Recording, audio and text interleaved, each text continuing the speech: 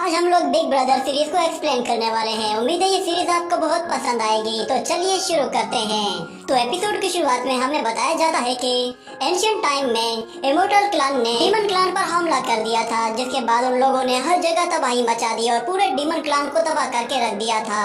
मगर फिर demon clan के लीडर ने डीमन प्रिंस को अर्थ की तरफ भेज दिया ताकि वो लोग वहाँ जाकर सभी इंसानों को खत्म कर दें। मगर जब वो डीमन अर्थ पर आए तो वहाँ पे एक बहुत ही पावरफुल इमोर्टल जीहू पहले से ही मौजूद था, जिसने उन 10 प्रिंस में से 9 डीमन प्रिंस को वहीं खत्म कर दिया, जिनमें से एक प्रिंस अपनी जान बचाकर वहाँ से भाग निकला और उस डीमन प्रिंस का नाम था लूया। और जंग खत्म होने के बाद देखा गया कि न सिर्फ डीमन क्लान पूरी तरह से खत्म हो गया है, बल्कि इमोर्टल क्लान का भी बहुत भारी नुकसान हुआ है।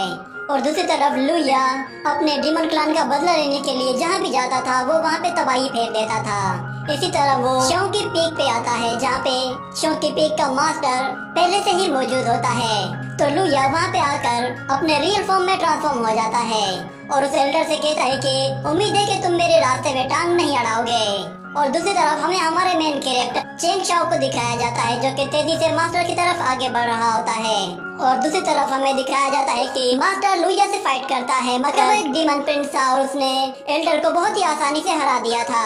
जिसके बाद वो उसके पास आकर कहता है कि मैं तुम्हें मारकर अपने डीमन क्लान को दोबारा रिवाइव करने की कोशिश करूंगा। और इतने में हम देखते हैं कि चेंग शाओ अपनी टेक्निक का इस्तेमाल करके एक पेपरमैन क्रिएट करता है, जो कि वहाँ पे आते ही लुइया पर हमला करके उसे पीछे धकेल देता है। और फिर उन दोनों के बीच में एक जबरदस्त फाइट शुरू होती है, जिसमें हम देखते हैं कि वो पेपरमैन अपनी टेक्निक का इस्तेमाल करके लुइया को एक जगह कैद करने की कोशिश करता है। मगर हम देखते हैं कि लुइया इतना ज्यादा पावरफुल होता है कि वो बहुत ही आसानी से चेंग शाओ के चुंगल से निकल आता है। और चेंग शाओ जैसे उसे पंच मारने की कोशिश करता है तो लुइया के पंच से उसका पूरा का पूरा हाथ ही डिस्ट्रॉय हो जाता है। फिर एक ही पावरफुल अटैक के साथ उसे पूरी तरह से जलाकर खाक कर देता है। और चेंग शाओ जब ये देखता है तो वो अपना एक और पेपरमैन वहाँ पे क्रिएट कर लेता है, जो कि मास्टर की बॉडी के साथ अटैच होता है। चेंग शाओ ने मास्टर को प्रोटेक्ट करने के लिए पहले से ही मास्टर की बॉडी में ये सब कुछ चिपका रखा होता है। वो दूसरा पेपरमैन एल्डर को उठाकर वहाँ से तेजी से भागते हुए काफी दूर चला जाता है और पहाड़ के ऊपर से क्रॉस करने की कोशिश करता है, मगर इतने में लुइया उस पहाड़ को बीच में से ही तोड़ देता है, जिसकी वजह से वो लोग वहीं पे ही फंस जाते हैं। ये देखकर वो पेपरमैन एल्डर को फौरन से नीचे उतार देता है। और दूसरी तरफ हम देखते हैं चेंग शाओ अपनी स्पीड को और भी ज्यादा बढ़ा देता है और पोर्टल्स क्रिएट करके तेजी से मास्टर की तरफ आगे बढ़ने लगता है। और इतने में हम देखते हैं कि वो पेपरमैन एक साथ बहुत सारे पेपर स्पेल क्रिएट करता है और उनसे एक जायंट एनर्जी बॉल क्रिएट करके लुइया पे हमला करता है। मगर वो अटैक इतना ज्यादा पावरफुल नहीं था कि वो लुइया का कुछ भी बिगाड़ पाता। जिसके बाद वो पेपरमैन देखता है कि मास्टर हमला करने के लिए बिल्कुल तैयार हो चुके हैं और उन्होंने अपनी एनर्जी भी रीगेन कर ली है और वो लुइया पर हमला करने के लिए बिल्कुल तैयार था। और हमें दिखाया जाता है कि आसमान से एक गोल्डन सोर्ड सीधा लुइया के ऊपर आ गिरने लगती है, मगर लुइया उसे बहुत ही आसानी से अपने एक ही हाथ से रोक लेता है, जिस पर वो दोनों ही हैरान रह जाते हैं। और फिर लुइया अपनी एक फिंगर से चुटकी बजाता है, जिसे देखकर वो पेपरमैन फौरन से मास्टर के सामने आ जाता है। और हम देखते हैं कि वहाँ पर एक जबरदस्त धमाका होता है और एक लेजर बीम सीधा उस पेपरमैन को आकर हिट करती है, जिससे वो जलकर राख हो जाता है। और फिर वही लेजर बीम एल्डर को भी हिट कर जाती है, जिससे वो इंजर्ड होकर नीचे गिरने ही लगता है कि इतने में चेंग शाओ वहाँ पे आ पहुँचता है और मास्टर को कैच कर लेता है। मगर मास्टर उस लेजर बीम से नहीं बच पाता और वहीं दम तोड़ देता है। ये देखकर चेंग शाओ को बहुत गुस्सा आता है और वो बहुत जोर जोर से रोने लगता है। इतने में ये सीन यही कट होता है। अगले सीन में हमें दिखाया जाता है एक और एल्डर को। वो एल्डर अपनी कोई टेक्निक परफॉर्म करता है, जिससे टाइम रिवर्स होना शुरू हो जाता है और सब कुछ वापस से नॉर्मल होने लगता है, जैसे कि कभी कुछ हुआ ही नहीं था। और इतने में हमें हमारे मेन कैरेक्टर चेंग शाओ को दिखाया जाता है, वो पानी के अंदर बैठा हुआ होता है। जिसके बाद हमें 200 साल पहले का सीन दिखाया जाता है कि एल्डर अपने साथ एक छोटी लड़की को लेकर आ रहा होता है और वो उसे अपने सेट के बारे में बहुत सारी इन्फॉर्मेशन देता है और उसे कहता है कि आज से तुम भी हार्ड वर्क करके खुद को स्ट्रॉन्ग बनाना। तो वो लड़की कहती है कि ठीक है, मैं आपसे वादा करती हूँ कि मैं पूरी मेहनत करूंगी, आप मुझे ट्रेनिंग दीजिएगा। मगर एल्डर कहता है कि मैं तुम्हें नहीं सिखा सकता, मेरे पास एक सीनियर है जो कि तुम्हें सिखा सकता है। ये कहने के बाद एल्डर उसे चेंग के पास ले जाता है और उस वक्त चेंग पानी से बाहर निकल आता है तो वो एल्डर को अपने सामने देखता है, जिसमें उसे याद आता है कि उसने अपने ड्रीम में एल्डर को मरते हुए देखा था। ये याद आने के बाद वो भागते हुए एल्डर से आकर लिपट जाता है, जिस पर एल्डर को भी काफी हैरानी होती है और वो उसे कहता है कि चलो छोड़ो मुझे। और फिर चेंग उस छोटी बच्ची को देखता है तो वो एल्डर से कहता है कि मुझे मालूम नहीं था कि आपकी चॉइस इतनी बेकार है। ये सुनकर एल्डर गुस्से में आ जाता है और उससे यहाँ वहाँ दौड़ाना शुरू कर देता है और फिर उससे कहता है कि इस लड़की का नाम लिंगर है और आज से तुम ही इसे ट्रेन करोगे। तुमने जो कुछ सीखा है वो सब कुछ तुम्हें इसे सिखाना होगा। ये कहने के बाद मास्टर वहाँ से चला जाता है और फिर चेंग उसे ट्रेनिंग देने के लिए उसको बिल्कुल बेसिक से शुरू करवाता है और उसे कहता है कि तुम्हें सबसे पहले बेसिक ट्रेनिंग लेनी होगी, जिसमें तुम्हें ये समझना होगा कि तुमसे ज्यादा पावरफुल कौन है और उससे तुम्हें किस तरह निपटना है। ये कहने के बाद हम देखते हैं कि उसके सामने एक डक होती है जो कि लेवल 6 की होती है और लिंगर का लेवल 9 होता है और लिंगर यही सोचकर उसकी तरफ आगे बढ़ती है। इतने में अचानक वो डक अपना पावर लेवल बढ़ा देती है, जिस पर लिंगर काफी ज्यादा डर जाती है और वहीं बैठ जाती है और वो डक उसका हंसते हुए मजाक उड़ाने लगती है। जिसके बाद चेंग उससे आकर कहता है कि मेरे पास कुछ ट्रिक्स हैं, ये ट्रिक्स अगर तुम आजमाओगी तो तुम अपने से ज्यादा पावरफुल वॉरियर को भी हरा पाओगी। ये कहने के बाद लिंगर उस डक की तरफ एक छोटा बम थ्रो करती है जो कि उसके सामने जाकर फट जाता है और फिर लिंगर अपने क्रॉस बाउ से एक साथ बहुत सारे एरोस से अटैक करती है जो कि उस डक को सीधा जाकर हिट करते हैं और उसे हवा में काफी ऊपर पहुंचा देते हैं। जिस पर चेंग कहता है कि मुबारक हो, तुमने अपना पहला टेस्ट पास कर लिया है। ये सुनकर वो काफी खुश होती है, मगर फिर हम देखते हैं कि इतने में अचानक वहाँ पे एल्डर आ पहुँचता है और कहता है कि ये तुम इसे क्या सिखा रहे हो। एल्डर गुस्से में आकर उसे यहाँ वहाँ भगाना शुरू करता है और फिर जब दोनों ही थक जाते हैं तो एल्डर उससे कहता है कि मेरे पास अब ज्यादा टाइम नहीं है, मैं इसे तुम्हारे पास छोड़कर जा रहा हूँ, तुम्हें इसे अच्छे से ट्रेन करना होगा। तो एल्डर के जाने के बाद चेंग उसकी प्रॉपर ट्रेनिंग शुरू कर देता है और पहले उसे बेसिक इंफॉर्मेशन प्रोवाइड करने के लिए एक स्क्रॉल बाहर निकालता है और उसे समझाते हुए कहता है कि सबसे पहले तुम्हें की रिफाइनिंग रियलम को अचीव करना होगा, उसके लिए तुम्हारे पास अभी बहुत टाइम है और उसके बाद तुम्हें अपनी कल्टीवेशन को आगे बढ़ाते हुए वो ट्रांसफॉर्मेशन को अचीव करना होगा, जिसके बाद से तुम अपनी मर्जी से कहीं भी उड़कर जा पाओगी, जिसके बाद तुम स्पिरिचुअल ट्रांसफॉर्मेशन लेवल की तरफ आगे बढ़ोगी और फिर आखिर में तुम्हें एक टाइकिंग बनना होगा, जिसके बाद ही तुम इमोर्टल बन जाओगी। मगर जब तुम इमोर्टल बनोगी तो तुम्हारे ऊपर एक लाइटनिंग गिरेगी जिससे शायद तुम्हारी वहीं मौत हो जाएगी। ये सुनकर वो लड़की काफी ज्यादा डर जाती है और कहती है कि क्या मैं मर जाऊंगी, इस तरह तो फिर सब कुछ खत्म हो जाएगा। तो चेंग कहता है कि हाँ ऐसा ही होता है, मगर अगर तुमने उस लाइटनिंग को बर्दाश्त कर लिया और अपनी कल्टीवेशन को स्टेबल रखा तो तुम उस लेवल में पास हो जाओगी और तुम एक इमोर्टल बन जाओगी, जिसके बाद तुम अपना सफर इमोर्टेलिटी की तरफ शुरू कर दोगी। ये कहने के बाद वो उसकी ट्रेनिंग शुरू करता है और दोनों ही जी जान लगाकर मेहनत करते हैं और ट्रेनिंग करते रहते हैं। लिंगर काफी ज्यादा कमजोर थी मगर चेंग शाओ उसे पूरी तरह से सपोर्ट करता है और ऐसा ऐसा उसका कल्टीवेशन लेवल भी अपग्रेड होना शुरू हो जाता है।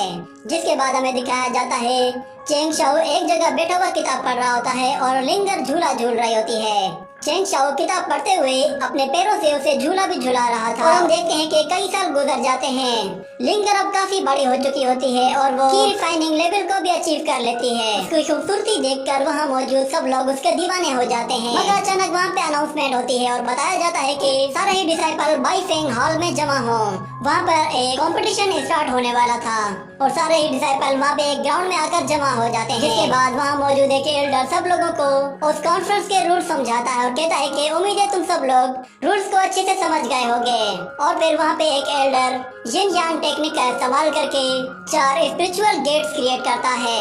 वो चारों स्पिरिचुअल गेट अलग अलग डायमेंशंस में अलग अलग जगह जाते थे और फिर मास्टर उन लोगों से कहता है कि तुम लोगों में से जो भी बंदा अगर ये समझता है कि वो वीक है तो वो अपने लिए सेफेस्ट को चुन सकता है।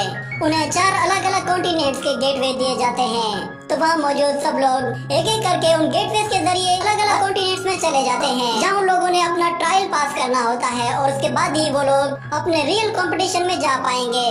तो कुछ डिसाइपल्स अपने ट्रायल को पास कर लेते हैं और कुछ डिसाइपल्स आसान कॉन्टिनेंट को चुनते हैं ताकि वो लोग अपना ट्रायल आसानी से पास कर सकें। मगर कुछ डिसाइपल्स ओवर एक्साइटेड होकर मुश्किल कॉन्टिनेंट्स को चुन लेते हैं, जिनकी वजह से वो लोग उस ट्रायल को पास नहीं कर पाते। और हमें लिंगर को दिखाया जाता है वो चेंग शाओ से कहती है कि मुझे लगता है कि हमें सी कोस्ट में जाना चाहिए क्योंकि यही कॉन्टिनेंट सबसे ज्यादा सेफ है। तो चेंग शाओ कहता है कि हाँ ठीक है। लिंगर फौरन से सी कोस्ट में चली जाती है, जिसके बाद वो सीधा पानी की तरफ जा रही होती है कि अचानक वो अपने क्रेन को वहाँ पे बुला लेती है। तो दोनों ही उड़ते हुए पानी से अपने आप को बचाते हुए वहाँ से निकल आते हैं और लिंगर अपना टेस्ट बहुत ही आसानी से क्लियर कर लेती है, जिस पर चेंग शाओ काफी खुश होता है और कहता है कि अच्छा है कि तुमने सेफ कॉन्टिनेंट को चुना है, मगर मैंने कुछ और ही प्लान कर रखा है। मैं बाईजूलो कॉन्टिनेंट में जाना चाहता हूँ। और हम देखते हैं कि बाईजूलो कॉन्टिनेंट में जाने वाला कोई भी बंदा अपने ट्रायल में पास नहीं हो पाता, मगर इतने में अचानक वहाँ पे सीनियर शुआन आ जाती है, जिसे देखकर वहाँ मौजूद सब लोग उसके लिए बहुत ज्यादा खुश होते हैं और कहते हैं कि फाइनली सीनियर शुआन यहाँ पे आ ही गई। सीनियर शुआन फौरन से बाईजूलो कॉन्टिनेंट को सिलेक्ट करती है और उसके अंदर चले जाती है, जहाँ पे बहुत सारी स्पिरिचुअल रूट्स उसका पीछा करती हैं, मगर वो अपनी मल्टी सोर्ड की मदद से उन सारी रूट्स को काट कर रख देती है और फिर उसे अपने सामने एक बड़ा दरख्त दिखाई देता है। तो वो अपनी सोर्ड को एक जगह कंबाइन करके उसे उस दरख्त पर एक बहुत ही पावरफुल अटैक करके उसे जड़ से ही उखाड़ देती है, जिसके बाद वो भी इस ट्रायल में पास हो जाती है। ये देखकर सब लोग उसके लिए बहुत ज्यादा खुश होते हैं और कहते हैं कि सीनियर शुआन सच में बहुत ही कमाल है। मगर फिर कुछ लोग कहते हैं कि अगर सीनियर शुआन इस ट्रायल में गई है तो इसका मतलब ये है कि युआन किंग भी वहीं पे ही होगा, जिसके बाद हमें युआन किंग को दिखाया जाता है। वो भी उस ट्रायल को पास करके फौरन से वापस आ जाता है। ये देखकर सब लोग उसके लिए बहुत ज्यादा खुश होते हैं, क्योंकि वो लोग एक ही पीक से होते हैं। जिसके बाद हम देखते हैं कि चेंग शाओ वो भी बाईजूलो कॉन्टिनेंट में जाने के लिए तैयार हो जाता है और कहता है कि सब लोगों का ध्यान शुआन पर ही होगा, मुझे कोई नहीं देख पाएगा। वो उस ट्रायल की तरफ जा ही रहा होता है कि इतने में अचानक उसे किसी लड़की की आवाज सुनाई देती है। वो उससे कहती है कि वहीं पे ही रुक जाओ और फिर हमें वहाँ पे एक लड़की को दिखाया जाता है जो कि पोटियान पीक से होती है। उसका नाम जियो होता है। वो चेंग शाओ से कहती है कि तुम बाईजूलो कॉन्टिनेंट में नहीं जा सकते क्योंकि तुम अभी लेवल 9 में हो, इसलिए ये कॉन्टिनेंट तुम्हारे लिए बिल्कुल भी ठीक नहीं है। मुझे लगता है कि तुम 4th राउंड में ही मार दिए जाओगे। ये कहने के बाद वो लड़की उसके पास आ जाती है और उसके चारों तरफ घूमते हुए उसे घूर घूर कर देखती है और कहती है कि तुम्हारे मास्टर ने मुझे कहा है कि मैं तुम पे नजर रखूं, इसलिए तुम मेरे साथ कोई होशियारी करने की गलती भी मत करना। तो चेंग शाओ कहता है कि आप गलत समझ रही हैं, मुझे तो वहाँ पे कुछ मेडिसिनल हर्ब लेने के लिए जाना है और इसके लिए हाई लेवल का वॉरियर बनना जरूरी नहीं है। ये सुनकर जियो कहती है कि अच्छा ऐसी बात है, तो फिर हम लोग ये ट्रायल चेंज कर देते हैं। ऐसा करो कि तुम मेरे साथ फाइट करो, अगर तुम मुझे फाइट में हरा देते हो तो मैं तुम्हें नहीं रोकूंगी। ये कहने के बाद वो एक अगरबत्ती को एक जगह फिक्स कर देती है और उससे कहती है कि कहो तुम क्या कहते हो इसके बारे में। तो चेंग शाओ इसके लिए मान जाता है और फिर जियो उस अगरबत्ती को जला देती है और एक स्टिक लेकर तेजी से उस पर हमला करने के लिए आती है। उसकी स्पीड बहुत ही ज्यादा तेज होती है, जिस पर चेंग शाओ भी हैरान रह जाता है, मगर किसी तरह वो अपने आप को बचाकर साइड पे हट जाता है और फिर जियो एक के बाद एक उस पे हमला किए जाती है और चेंग शाओ अपने आप को बचाता रहता है। मगर इतने में अचानक जियो उस स्टिक से सीधा उस पे हमला करती है, जो कि उसे सीधा हिट कर जाती है, मगर चेंग शाओ गायब हो जाता है। और हम देखते हैं कि उस बैटल ग्राउंड के नीचे से बहुत सारी रूट्स बाहर आती हैं, जो कि जियो को पकड़ने की कोशिश करती है और वो उसका एक हाथ पकड़ के उसे नीचे ले जाने की कोशिश करती है, मगर इतने में चेंग शाओ बाहर आ जाता है और वहाँ से भागने की कोशिश करता है। ये देखकर जियो अपने आप को उन रूट से छुड़ा लेती है और फौरन से उसके सामने आ जाती है। वो उस पर बार बार हमला करने की कोशिश करती है, जिससे चेंग शाओ भागकर अपनी जान बचाने की कोशिश करता है, मगर इतने में अचानक जियो उसके ऊपर से आकर उस पर स्टिक से बहुत ही पावरफुल अटैक करती है। तो Cheng Shao water escape technique का इस्तेमाल करके फौरन से वहाँ से निकल जाता है, जिस पर जियो कहती है कि तुम सिर्फ एस्केपिंग टेक्निक को ही यूज करते रहोगे या फिर मुझसे फाइट भी करोगे। ये कहने के साथ वो भागते हुए उसके फौरन से आगे आ जाती है और अपनी स्टिक उसकी गर्दन पे रखती है, जिसके बाद चेंग शाओ हिल नहीं पाता और वहीं पे ही रुक जाता है। जिसके बाद जियो जोर जोर से हंसते हुए कहती है कि मैं जीत गई, तुमसे लड़कर बहुत मजा आया, मगर तुम हार गए हो। वो सब लोग उसकी जीत पर बहुत ज्यादा खुश होते हैं, क्योंकि वो ओटियान पीक से थी और उसने डूशियन पीक के डिसाइपल को हरा दिया था। मगर इतने में चेंग शाओ कहता है कि जरा वहाँ देखो। तो जियो उस अगरबत्ती की तरफ मुड़कर देखती है, जो कि पूरी जल चुकी होती है। ये देखकर उसे एक जोरदार झटका सा लगता है और वो चेंग शाओ को मारते हुए कहती है कि ये सब कुछ तुम्हारी वजह से हुआ है, तुमने यहाँ वहाँ भागकर मेरा टाइम जाया किया। ये कहने के बाद ये सीन यहीं पे कट होता है। अगले सीन में हम लोग देखते हैं कि सारे ही डिसाइपल अलग अलग कॉन्टिनेंट्स की तरफ तरफ भेज दिए जाते हैं और जीव अपने साथ 2-3 डिसाइपल्स को लेकर बाई जूलो कॉन्टिनेंट की तरफ जा रही होती है। उसके साथ चेंग शाओ भी होता है, जिसे देखकर उसे काफी गुस्सा आता है और वो कहती है कि ना चाहते हुए भी मुझे इसे अपने साथ लाना पड़ रहा है, मगर क्या करूं, ये लड़का है ही काफी हैंडसम, इसी वजह से ही मैं इसे बर्दाश्त कर रही हूँ, मगर इसे लाना यहाँ बेकार नहीं जाएगा। वो चेंग शाओ से कहती है कि मुझे ये बताओ कि तुम गोड ट्रांसफॉर्मेशन लेवल में ब्रेक थ्रू क्यों नहीं कर पा रहे, तुम काफी टाइम से नाइट लेवल में ही हो। तो वो कहता है कि मैं बहुत हार्ड वर्क कर रहा हूँ, मैं बहुत जल्दी ब्रेक थ्रू कर लूंगा, मगर जीव से कहती है कि 1 मिनट मुझे अपना हाथ दिखाओ, मैं तुम्हारा कल्टीवेशन लेवल चेक करना चाहती हूँ। ये सुनकर चेंग शाओ काफी ज्यादा घबरा जाता है और वो कहता है कि अगर मेरा रियलम टेस्ट कर लेती है तो इसे पता चल जाएगा कि मेरा रियलम क्या है, इस तरह मेरी सारी कल्टीवेशन एक्सपोज हो जाएगी। मुझसे कहता है कि सुनो, तुम्हें किसी पराये मर्द का हाथ यूं छूना नहीं चाहिए, ये गलत बात है। जिस पर जो गुस्से में उससे कहती है तुम बहाने बनाना बंद करो और मुझे अपना हाथ दिखाओ, मगर चेंग शाओ फौरन से वहाँ से भागकर पीछे चला जाता है। और दूसरी तरफ हमें शुआन को दिखाया जाता है जो कि खामोशी के साथ बैठकर कल्टीवेशन कर रही होती है और वहाँ पे युआंग किंग भी आ जाता है जो कि उससे कहता है कि तुम घबराओ मत, बाई जूलो कॉन्टिनेंट में मैं उस ट्रेजर को ढूंढने में तुम्हारी पूरी मदद करूंगा और तुम्हें हर जगह प्रोटेक्ट करूंगा। जिस पर वो उससे कहती है कि तुम्हारा इस मामले से कोई लेना देना नहीं है, तुम बस अपनी फिक्र करो। इतने में चेंग शाओ भागते हुए उनके पास आ जाता है और वो जीव से कह रहा होता है कि मेरी बात सुनो, मुझे असल में एक बीमारी है, अगर तुम मेरी कल्टीवेशन को चेक करोगी तो मेरी बीमारी मुझ पर हावी हो जाएगी। जिस पर वो कहती है अच्छा, ये बीमारी तुम्हें कब से लगी है? तो वो कहता है कि मुझे ये कुछ ही दिन पहले लगी है। वो उसके साथ बातें कर रहा होता है, इतने में शुआन पीछे से आकर उसकी कल्टीवेशन को चेक करने के लिए उसके फेस को टच करती है, जिस पर चेंग शाओ को एक जोरदार झटका सा लगता है और वो पूरी तरह से कांपना शुरू हो जाता है और पीछे मुड़कर देखता है और कपकपाते हुए वहीं पे ही गिर पड़ता है। ये देखकर शुआन काफी ज्यादा हैरान हो जाती है और उसे लगा कि शायद ये सच में बीमार है। इसी के साथ ये एपिसोड यहीं पे ही खत्म हो जाता है।